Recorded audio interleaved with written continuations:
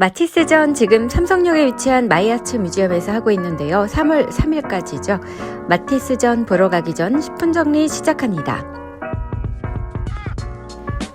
앙리 마티스는 아버지의 반대로 화가가 되는 것을 포기하고 법을 전공, 법관이 되기 위한 길을 걷다가 뒤늦게 그림을 그리게 됩니다. 당시 그는 그림을 파라다이스라고 할 정도로 푹 빠져버리게 됩니다. 마티스는 21살에 그림을 배우기 시작해서 27살에 살롱전에 그림을 냈는데요. 초기에 그의 그림을 보면 늘 야수파 얘기가 나오죠. 마티스는 야수파의 창시자라고도 불리는데요. 1905년 그와 함께 활동했던 작가들의 전시를 보면서 한 평론가가 이 그림들 짐승 야수 같다고 말한 데서 야수파라는 말이 시작됐습니다. 어찌 보면 인상파를 두고 인상적이라 말한 것처럼 빈정거림으로 시작된 야수파. 하지만 이들의 강렬한 색채의 사용은 이전의 그림과 확연히 다른 느낌을 줬습니다. 마티스는 있는 그대로 묘사하는 것을 떠나 마음속에 색으로 그리기 시작하면서 거친 듯하지만 개성 있는 자신만의 색채를 만들어내게 된 거죠. 내면의 본질을 탐구하며 고유한 색채를 기계적으로 쓰기보다 개성을 담아낸 색채를 쓰게 된 건데요. 자신이 토마토를 파랗게 본 유일한 사람이라는 것에 대해서 유감스럽다고 말했던 마티스. 어쩌면 고정관념에 대해 고민했던 것일지도 모르겠습니다. 하늘은 하늘색이라고 하지만 노을 질 때의 하늘은 붉은빛, 핑크빛과 보랏빛을 띠기도 합니다. 하늘과 숲, 바람, 당신이 바라본 색은 어떤 색인가요?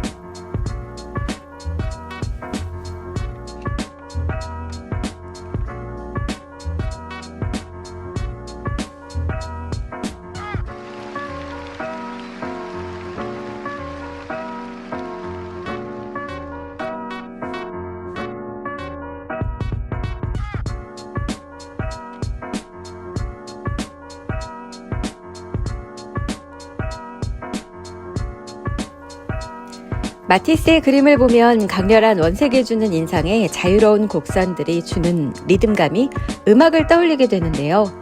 자신만의 감정을 넣은 감성적인 색채에 역동적인 인체의 이미지에 흥미를 느끼게 되고 춤이라는 그림을 마티스는 그리게 됩니다. 작가의 생각은 그림에 이렇게 영향을 주게도 됩니다. 이 춤이라는 그림은 영국 가디언지에서 죽기 전에 꼭 봐야 할 명작으로 손꼽히기도 합니다. 이 그림은 당시 2개의 그림으로 그려지는데 색의 느낌이 조금은 다를 수밖에 없습니다. 손으로 그린 그림이기에 같은 그림을 주문하셔도 조금은 그림이 다르게 나옵니다. 마티스의 춤을 보면 세부적인 표현은 무시하고 빨간색과 초록색, 파란색 이 3가지 색을 중심으로 그려집니다. 원근법을 무시하여 그린 그림은 당시에 충격적인 그림이었는데요. 지금 보기엔 그냥 그림인데 뭐가 충격적인지 잘 느낌이 안 오시죠? 그 당시에 그린 거 비교해 보시면 확실히 알 수 있습니다.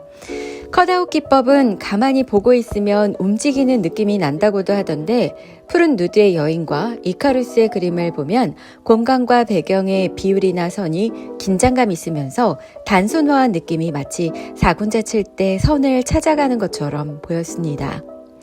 사군자를 그릴 때는 단순화된 선이고 오래 걸리진 않지만 긴장감 있는 선을 찾기 위해서 수많은 선을 긋는데요. 그 선의 느낌입니다. 드로잉의 연구를 서예에서 찾았다고도 하던데요. 당시 그의 작업실에 서예 작품이 걸려 있었다고 합니다. 작업실에 좋아하고 담고 싶은 느낌의 그림을 걸어두고 그리면서 비교해보거나 자주 보기도 하는데 은근하게 지금 그리는 그림에 작업실에 걸어둔 그림이 영향을 받기도 합니다.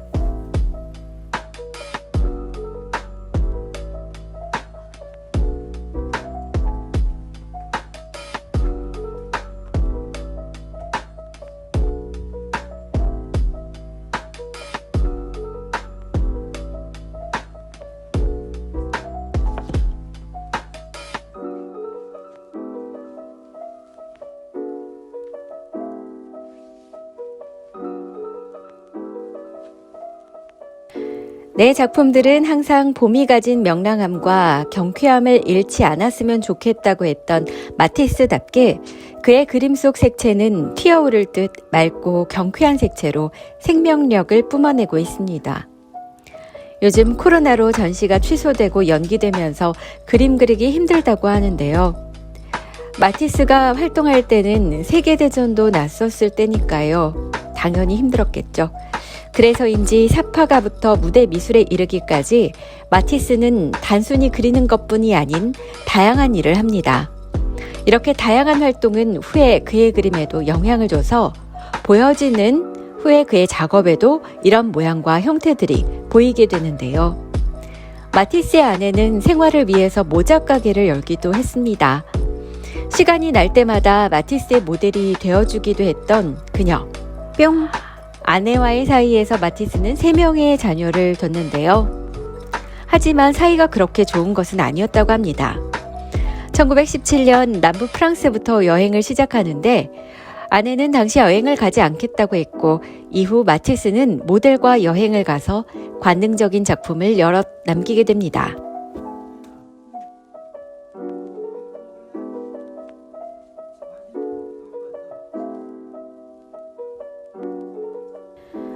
마티스의 그림 속에는 금붕어와 고양이 등 자주 등장하는 것들이 있는데요. 실제로 마티스가 키웠던 아이들로 자주 보고 애정을 가졌던 것들을 그린 것이라고 보여집니다.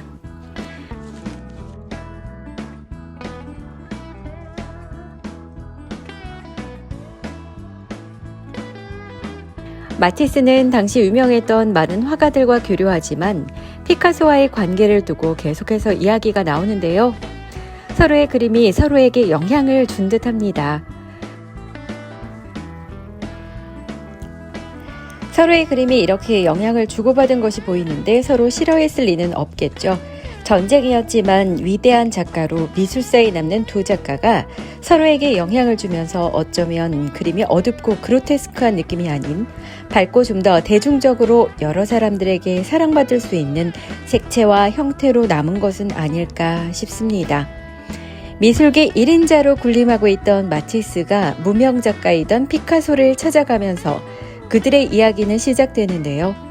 마티스와 피카소는 각별한 인연을 이어가면서 예술적인 영감을 주고받습니다.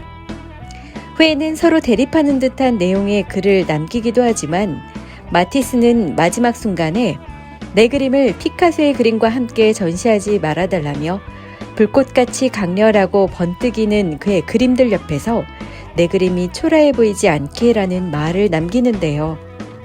마티스의 죽음을 접한 피카소 역시 마티스야말로 자신의 스승이자 친구, 동반자였음을 고백합니다.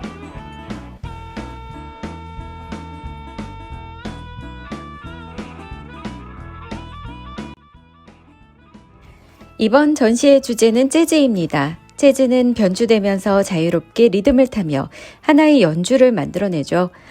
형식을 탈피한 자유로운 그의 색채 안에서 살아 숨쉬며 움직이는 형태들은 때론 입체같이 보이기도 하고 때로는 움직이는 것처럼 보이기도 하며 자라나는 듯합니다. 마치 생명력을 갖고 있는 것처럼요. 마티스는 그림에 글을 넣기도 했는데요. 해석하기보다 글자 자체가 주는 아름다움에 주목해보면 글자와 그림이 어우러져 같이 춤추는 듯한 느낌이 있는 중에 음악이 들리는 것 같습니다. 후기로 갈수록 그의 몸도 아파지면서 종이를 자르면서 침상에서도 그림을 그렸다고 들었는데요. 실제로 그림을 그리지 못할 정도로 아프지 않았을 때부터 이렇게 종이를 잘라서 그리는 것을 즐겼다고 합니다. 컷아웃 기법이라고 하는 이런 기법이 지속되면서 그만의 개성을 만들어 마티스를 더 많은 사람들이 더 오래 기억하게 된 듯합니다.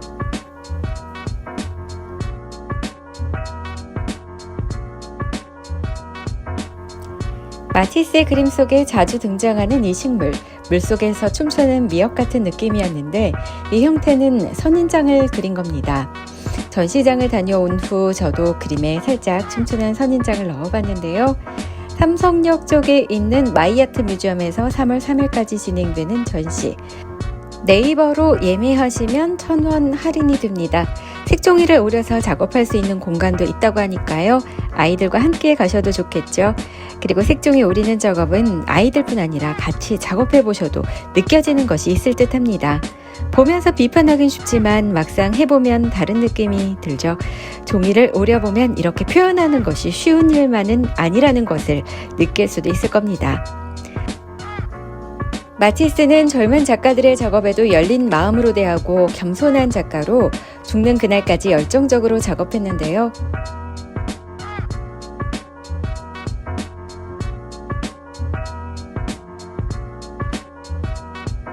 젊은 작가들의 그림도 응원하는 마음으로 조금씩 컬렉팅하는 이정아 작가님의 작업실 탐방, 다음 시간에 이어집니다.